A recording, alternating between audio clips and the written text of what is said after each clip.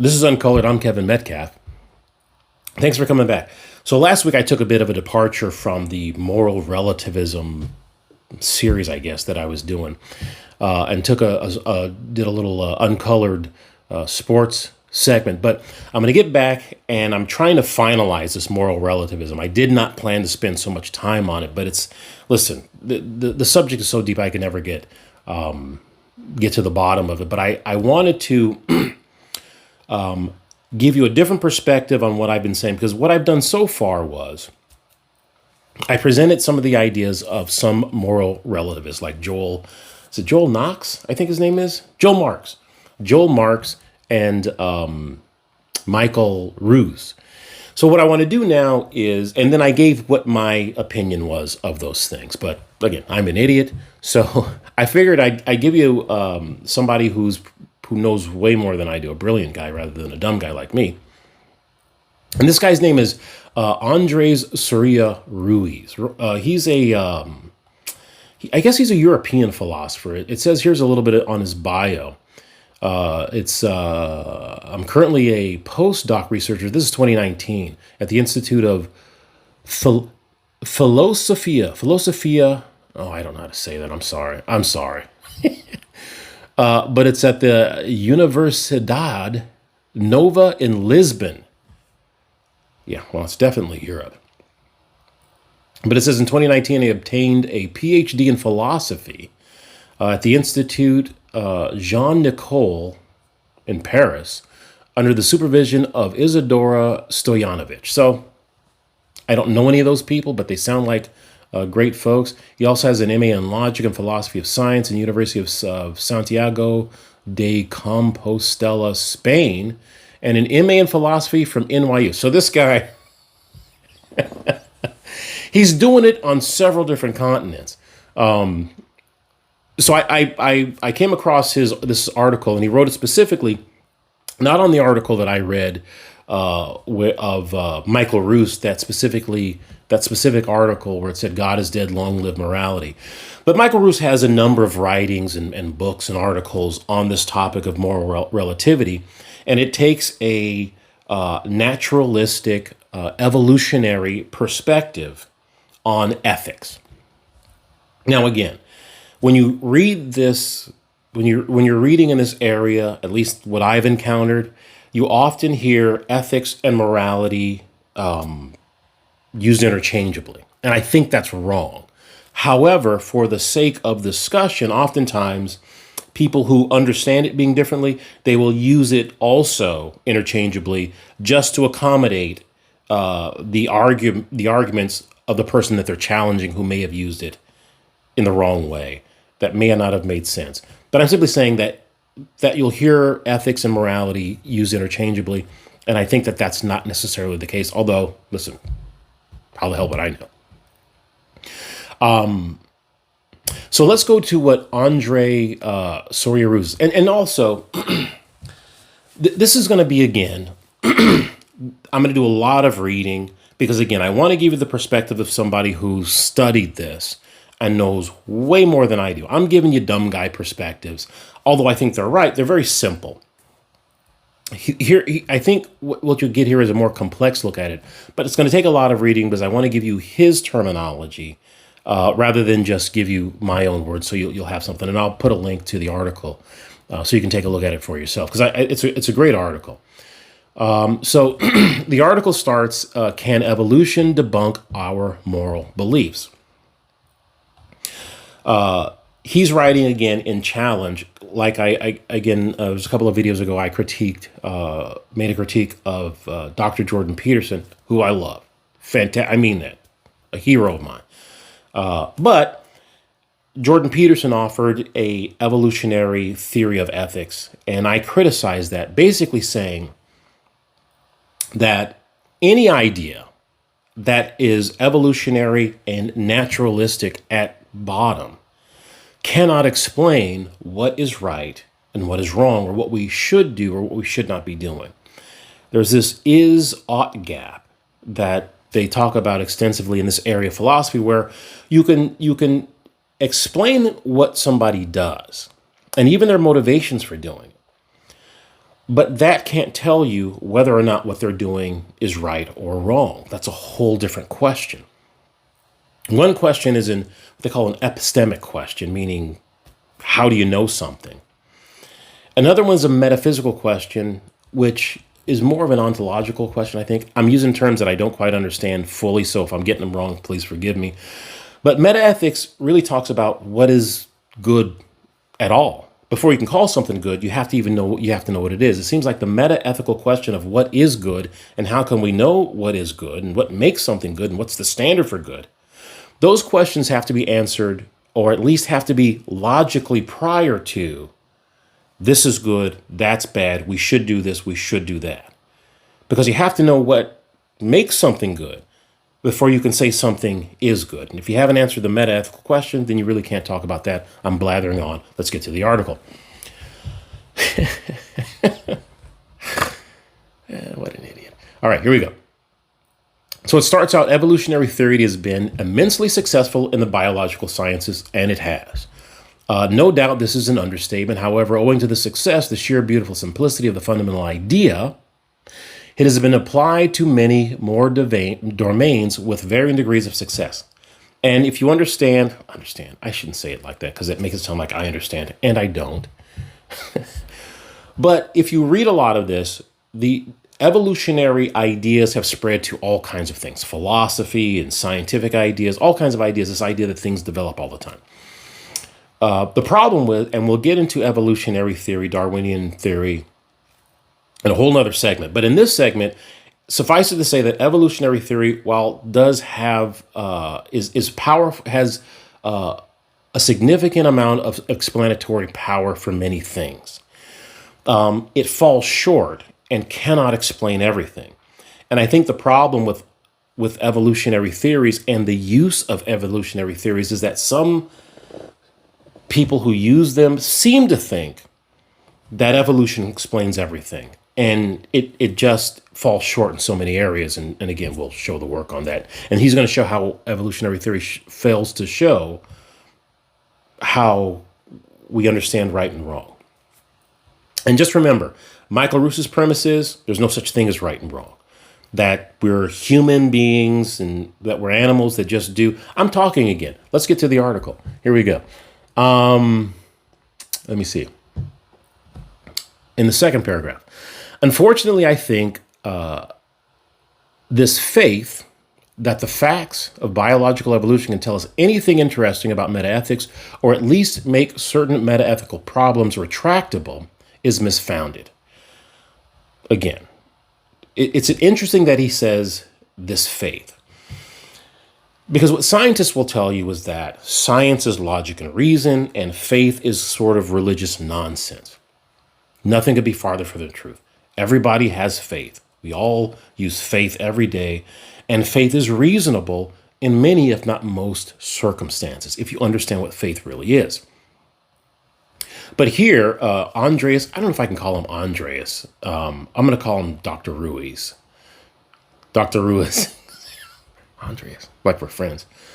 But here Andres says, I think this faith in the facts of biological evolution, etc., you have to have faith. And I think that oftentimes people who have these evolutionary theories come with an unfounded egotism that it's all fact.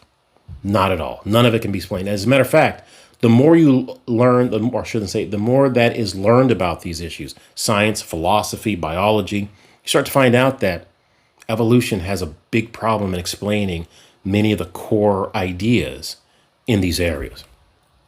But here we go. And in the second paragraph, he sums up by saying, it's my wager that the arguments that I'll present here against Ruse hold up in any attempt to derive metaethical implications from the facts of our evolutionary history. Again, the idea of what we do as, physical, material human beings, or at least that part of us, because, I tend to be a dualist. I am a dualist. Not I am a dualist, but I think that there is a material part to human beings and that there's also some immaterial reality to human beings that we would call the mind. But what he's basically saying is that however we act, whatever theories you want to use for the development of human beings, none of those can cross the gap to answer these meta-ethical questions of what makes something good, what is good, how would we know it, and what would be the standard for good and bad, right and wrong. None of these theories can answer that question, which was my assertion with the Dr. Peterson and in this whole series, that you just can't, say that we should do this and we should do that, but never answer the question of, well, what makes something good and what makes something bad. So now we'll go to Ruse's central idea, according to Ruiz. It says Ruse's metaphysical argument. Ruse argues that our sense of right and the corresponding sense of wrong feeling that we take to be above individual desire and in some fashion outside of biology are in fact brought about by ultimately biological processes. And then let me quote Ruse. We think morally because we're subject to appropriate epigenetic rules. These predispose us to think that certain courses of action are right and certain courses of action are wrong. So according to Ruse, when we think that something is right or when we think something is wrong, it's not that it's really right or wrong. It's that we're in control of these, evolutionary forces that, we're bags of meat with electrical impulses that are somehow reacting to our environment. And we don't even know what's right and wrong. We're just reacting, and our mind is telling us that these things are right and wrong, or our brain, because they don't believe in minds, that our brain is telling us these things are right and wrong. And all of this is this sort of orchestrated effort by evolution to help us survive. That's really all he thinks it's about. Oftentimes you'll hear in many of these evolutionary theories, ultimately they cut off or remove the possibility of libertarian free will. Libertarian free will is basically the idea that you have a set of options and you can choose the options without some sort of coercion or somebody else pulling your strings, or at least the options that fit who you are as a person. Evolutionary theories, which are typically, and I think Ruse would also be one of these, a materialist, basically there's just matter and energy, would say that the decisions that you make are illusions because there's no free will. Sam Harris makes this argument. Many materialists make this argument that there's no such thing as free will. It's just, again, you're a meat bag with impulses and you're just kind of a puppet doing what evolution tells you to do. And if that's true, there's no such thing as right and wrong. We're just moving around. Now, again, as I've said in the previous videos, while they always write these books and articles that say that, none of them believe that. They all believe, or at least they act, as if there's something that is absolutely right and there's things that are absolutely wrong and that they're objective and everybody should conform to those things. Even if they say, well, you can do what you want over there, they're full of crap. I think they are. At least that's what I think they are. Because they always act as if everybody should do what they think they should do. And Ruse is the same way. So the idea that there's no free will and we're just doing what evolution tells us to do, while they make that argument, none of them believe that, in my opinion. So Ruse continues, it should be noted that from the very outset, Ruse seems to sneak in the very conclusion he's trying to derive, that objective morality is an illusion hoisted upon us by our genes and evolutionary past. He writes that these epigenetic rules give the illusion of objective morality, though nothing in his empirical case has shown anything of the sort. Okay, again, this is arguing in a circle. This is true because I said it's true. Rather than showing the evidence and data that proves it, he's saying because this is true, this is true. He's sneaking it in. That's, I think, arguing in a circle or begging the question or something along those lines. I don't know what those things are. Ruse is trying to give an empirical account of why we come to believe in the moral norms and obligations, and along the way, this account will reveal that morality's claim to objectivity is an illusion.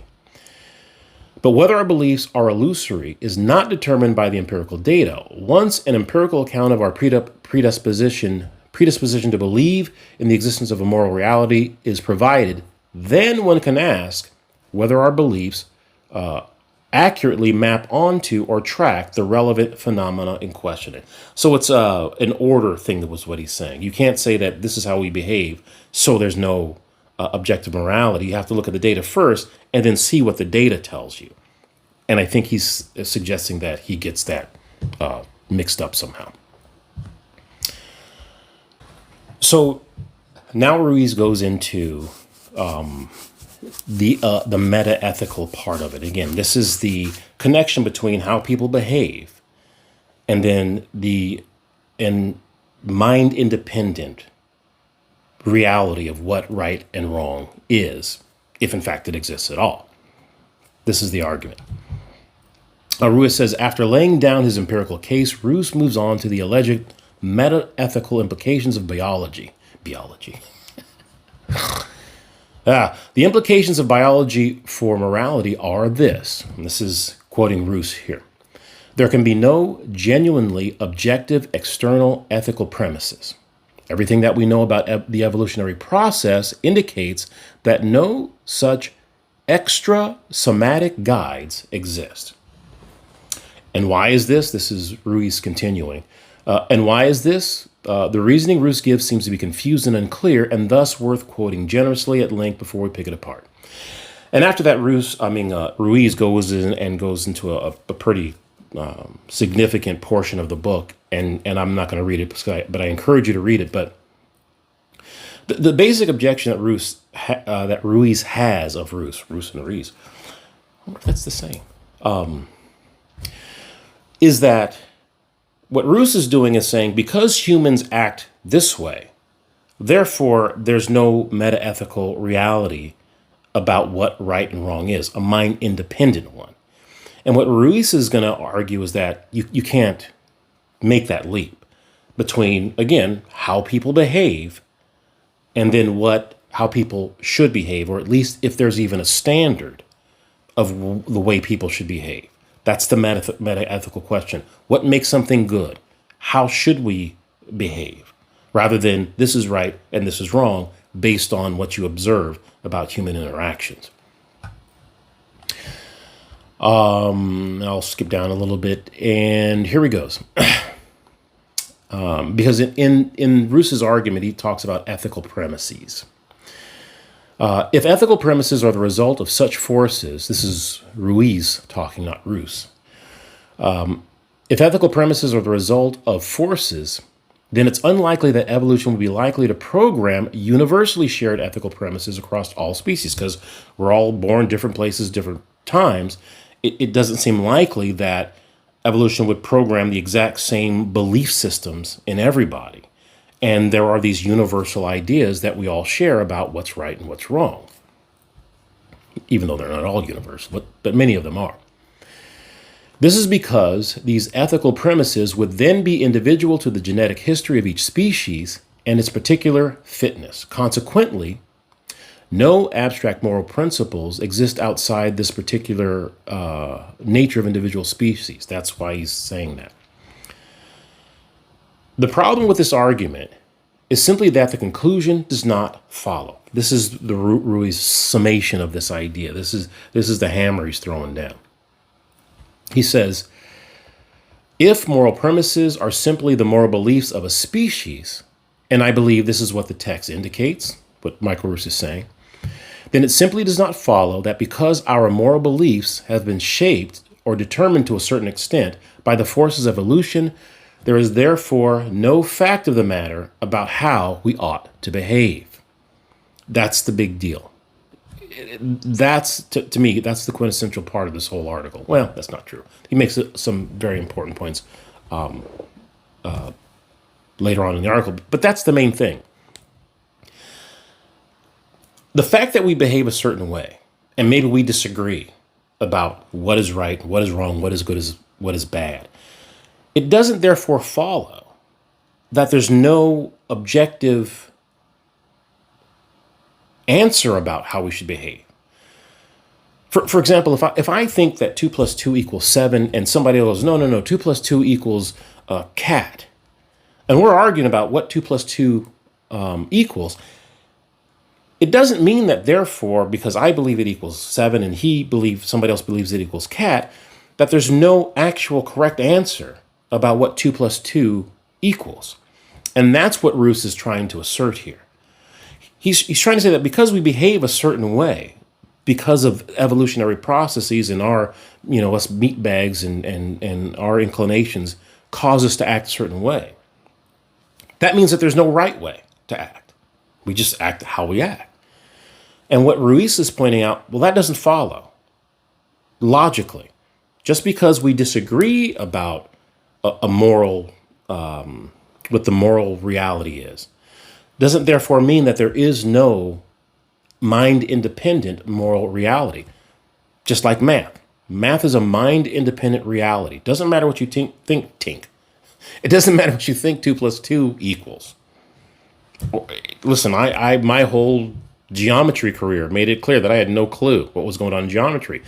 That doesn't mean that there is some mind-independent objective reality about geometry because I don't understand it. Same thing here. But again, I'm reading this so you don't get my perspective. I'm going to give you Ruiz's idea, which is much smarter.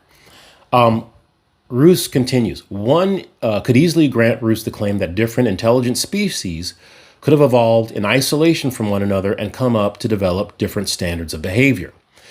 Their moral beliefs would differ, but of course, what the moral realist claims, moral realist is, this is me talking again, trying to explain moral realism, and I hope I do a good job. Moral realism says that there is a mind-independent reality of moral objects, I guess you could say, moral objects, I guess you could say, that exist independent of what we think about them. Think of moral realism like math, that there are these numbers out there that whether we even existed or not, those numbers would have been out there. Even if there weren't any humans, there were 2 planets at one point in time. Moral realism is a similar idea, if not the same idea. And again, I got to be careful because I don't know if I'm saying it right. But moral realism says that right and wrong is independent of what people think about it. It's this immaterial reality that exists. Doesn't matter what you think about it. Right and wrong is right and wrong, whether you agree with it or not, whether you understand it or not. That's what moral realism says. And so what Ruiz makes clear is that moral realists think that, what it says here, a moral realist claim is that there are mind-independent norms of conduct that do not depend on the beliefs of individuals who hold them for their existence or truth. But Ruse seems to think that because evolution would program different species to accept different moral codes, this gives us reason to doubt the existence of a mind-independent and species-transcendent moral truths. But then he asks the obvious question, why would you believe that? Well, this is what Ruse says. It's easy to conceive of an intelligent or an alien intelligent species evolving, and this is the idea. I'll give it to you quickly because I don't want to have to do all the reading.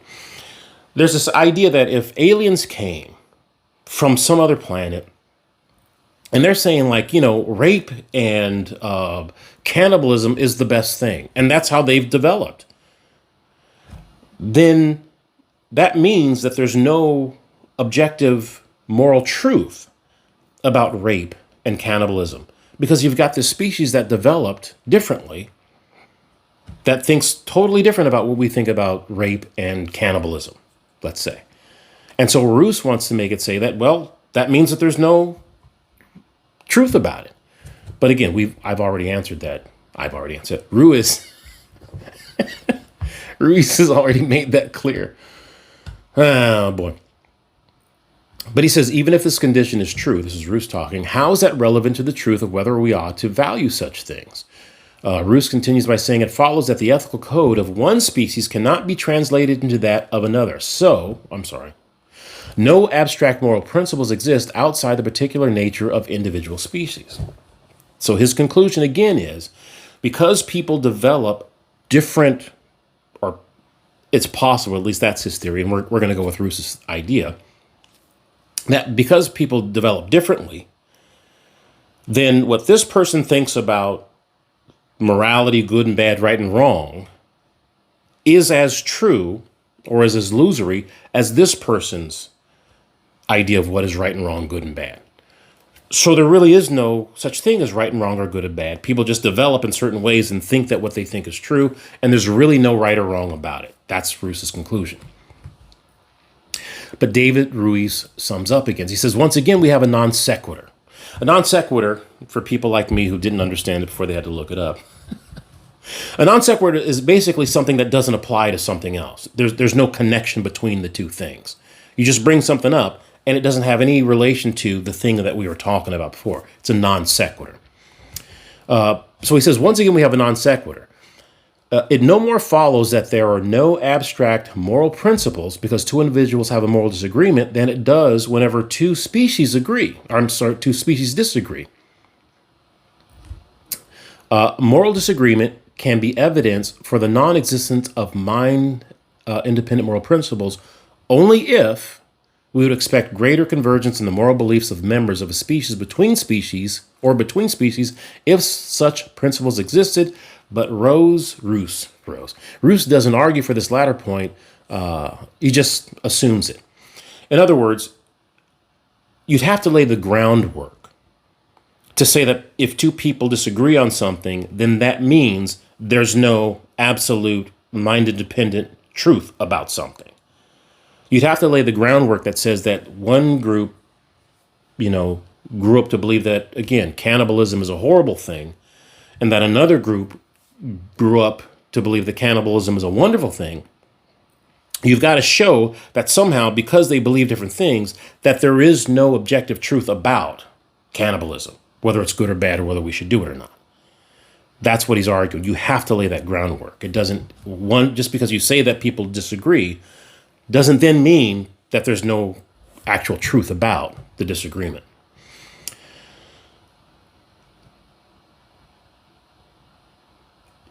So he gives this example. He gives the example about a Harris poll, about how people agree and disagree about certain topics. It says, this is Ruiz giving the Harris poll. According to a Harris poll conducted in the summer of 2005, only 1/5 of Americans believe that beings evolved from other species. That's evolution. Only half think that other plants and animals did. 64% believe that human beings were created by God. So when you ask people what they believe about a certain thing, evolution, God created them, people disagree. That's what he's illustrating. But Ruse goes on to say, but of course we do not and should not draw the conclusion that there are no facts about human origins because of the widespread disagreement found in a population. It's pretty clear. Group A believes that X is true. Group B believes X is not true. Just because people disagree and have grown up to believe different things about X doesn't mean that there's some objective truth about X. And it's possible that neither of them understand it correctly. But one or both of them may be wrong. Yeah, one or both of them may be wrong. I think that's what I'm saying. And it's an excellent point. So in this next section, Ruiz talks about another assertion that, Ruiz talks about another assertion that Ruse makes that's supposed to show that there's no such thing as an objective moral reality. It says, further, Ruse writes, it is thus entirely correct to say that ethical laws can be changed at the deepest level by genetic evolution. This is obviously quite consistent with the notion of morality as a set of objective, eternal varieties. I don't know what that is. I gotta look that up later. But again, this is trying to make two different things seem the same. This is not. Ruiz points out here, Ruse is quite clearly equivocating in his use of ethical laws. In the first sense, he's using ethical laws to imply, to simply mean moral convictions and beliefs of a species, right? Whatever you think is right or wrong, that have been shaped by genetic evolution.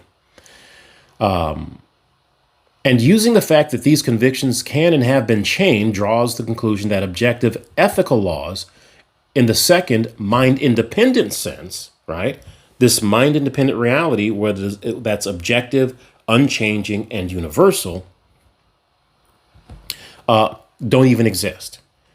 So because this is Ruse's claim, because we change how we think about right and wrong, therefore there is no objective reality about what is right and wrong. That's obviously not true. It's impossible that that's true. Because we change our ideas about what is right and wrong, doesn't mean that what right and wrong is changes when we change it. That's just, I don't want to say that's dumb, but I mean, that's obviously wrong. I'll let Ruiz do his thing. He goes, but of course this observation entails no such thing. The moral laws haven't changed. Moral beliefs have changed. And the two things are not the same.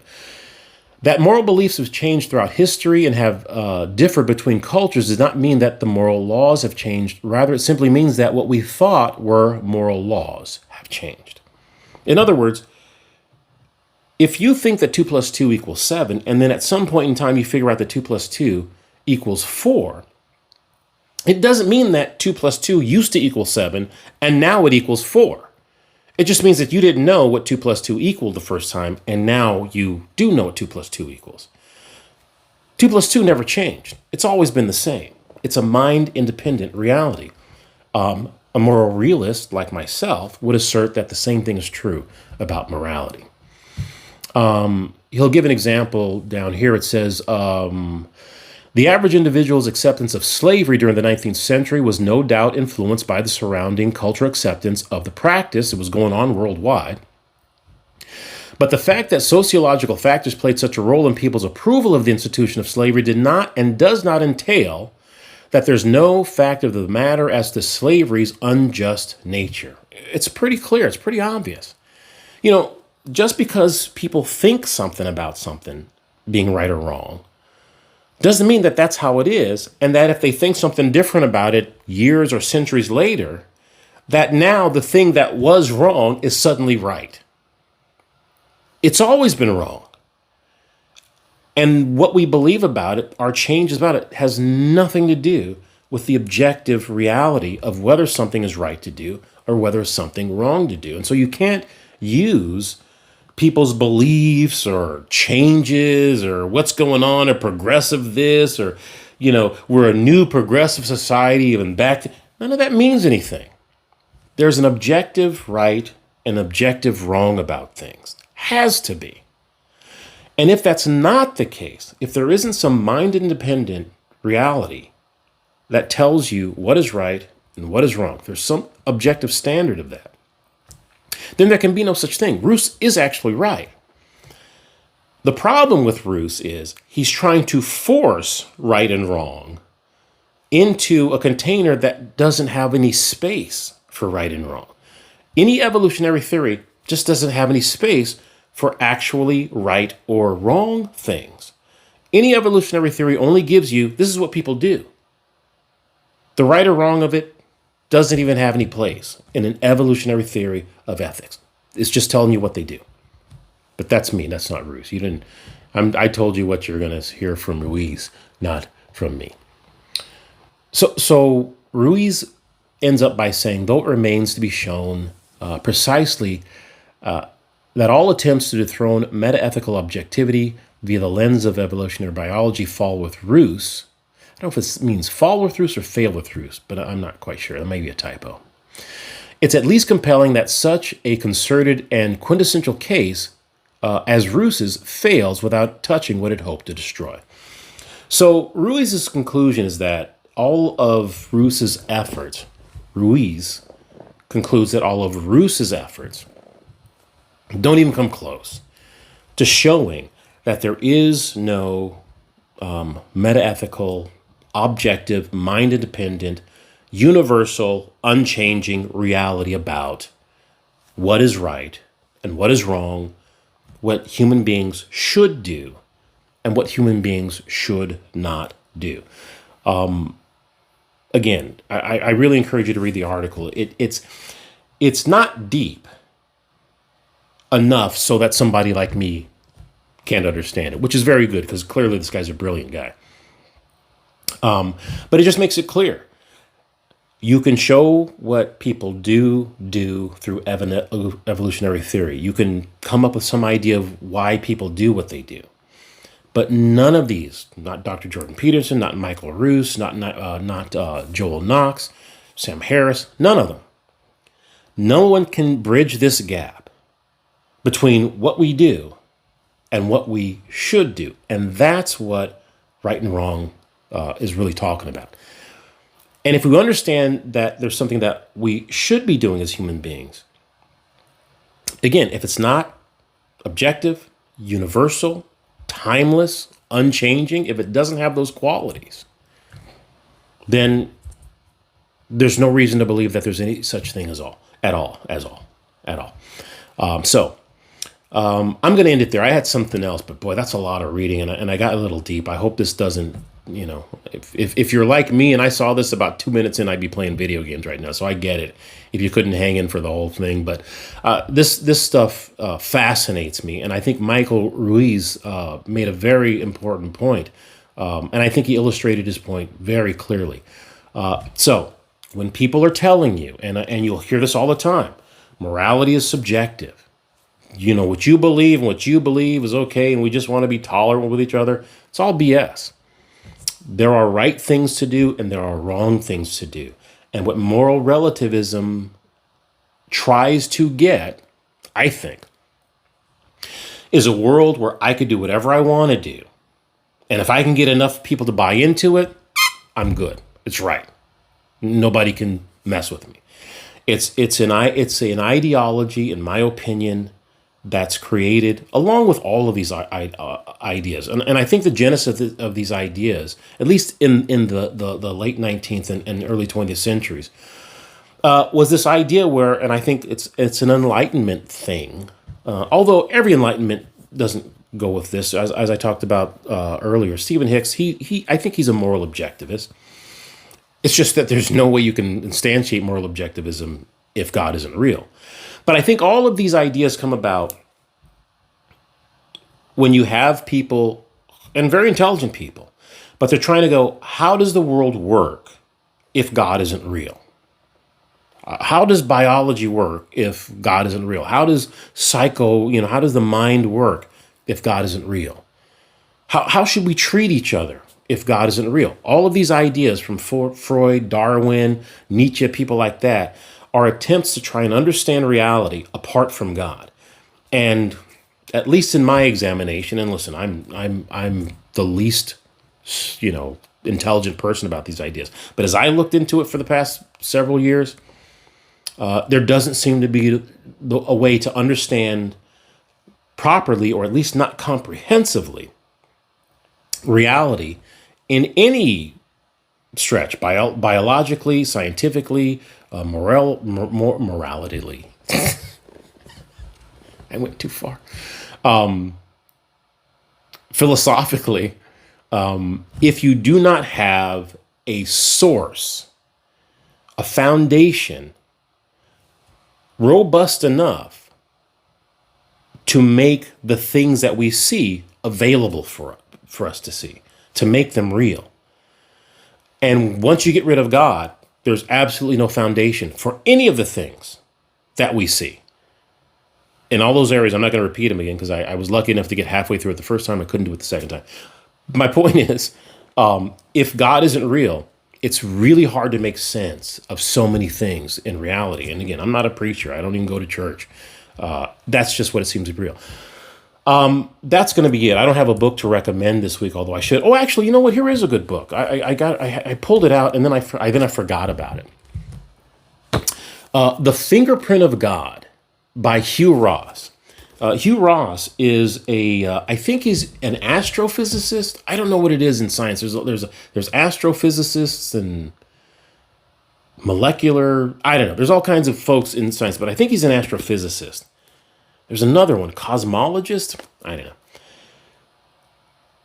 But what he does is he goes through the history of mostly the Big Bang, but he takes a lot of scientific, cosmological, scientific findings and show you how they were predicted in the Bible, which is a freaky thing when you start to see the correlation like that. An excellent book. If you're one of those folks who's going to the college or a young kid and people are hammering you all the time about how God is stupid and it's wrong, I got to tell you, I heard it too. When I was I remember I was in the field training program as a cop going through at my FTO. One of the guys I had, Mike, he's a great guy too. Wonderful guy, was never mean about it or anything, but we would get into these discussions and I really didn't have any answers for a lot of it. He was an atheist, didn't believe in God. And I really didn't understand it, and I didn't really have any answer for it, even though I believed God was real, and I've always thought that. Well, I shouldn't say I've always thought that. Maybe that's not true. But anyway, the evidence for... Did I have that right? The evidence that God is real is stunning. It permeates all areas of study. Well, that may not be true. I don't know, because I haven't studied all areas of study. But clearly science, clearly biology, clearly cosmology, clearly philosophy, at least those four things. I think if you just look at the data, and not just people who believe in God will tell you this, people who don't believe in God will tell you this. There's got to be some all-powerful, omniscient foundation for all of these things that we understand. But again, that's just what it seems like to me. Again, if you've got any questions, comments, or objections, please contact me on the different media things where you can do that stuff. Email is good, but probably YouTube might be the best. But then Locals is also very good. I found that to be a pretty good a resource for that. It just seems the easiest one for me to use. Odyssey seems to be pretty good too. I like Odyssey, although I'm still kind of learning how that works. But get a hold of me if you disagree or have some things that I haven't been looking at that you think I should be looking at. If I've gone wrong or have said some things that aren't true, please let me know, because I don't want to be wrong. Well, it's not that I want to be wrong, but I don't want to give you bad information, although that might just happen anyway. But just what I'm saying is you got to check everything that anybody's telling you. And even though I think what I'm saying is true, listen, I'm an idiot sitting in my den. So thanks for tuning in, and I'll come back next week. I'll try and finish this up next week. I don't know what I'll try. I don't know. I'll go into more of this next week, but I want to summarize because there's other stuff I want to get to. So that's me. I'm Kevin Metcalf. This is Uncolored. Yeah, and that's it. That's enough. All right, I'm out of here.